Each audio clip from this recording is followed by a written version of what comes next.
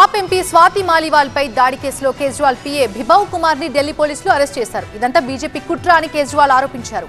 ఆప్ నేతలందరినీ జైల్లో వేసేందుకు బీజేపీ కుట్ర చేసిందని మండిపడ్డారు కేజ్రీవాల్.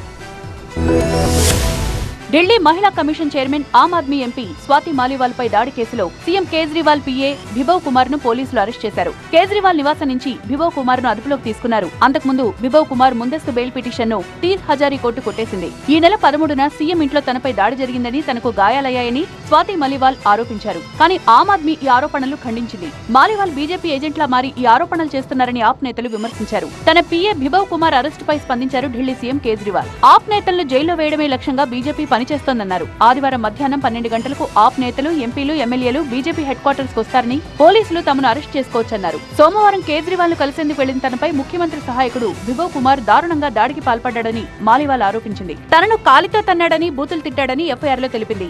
ఈ దాడిలో తన బట్టలు కూడా చిరిగిపోయాయని, తలకు కాలికి తీవ్ర గాయమైందని పేర్కొంది. ఎయిమ్స్ డాక్టర్ల నివేదికలో కూడా స్వాతి మాలీవాల్ కు గాయాలైనట్లుంది. స్వాతి మాలీవాల్ పై దాడి కేసులో కుట్రకోణం ఉందంటోంది ఆమ్ ఆద్మీ పార్టీ. ముఖ్యమంత్రి అరవింద్ కేజ్రీవాల్ ని ఇరికించేందుకు బీజేపీ గేమ్ ఆడుతోందని ఆరోపిస్తోంది.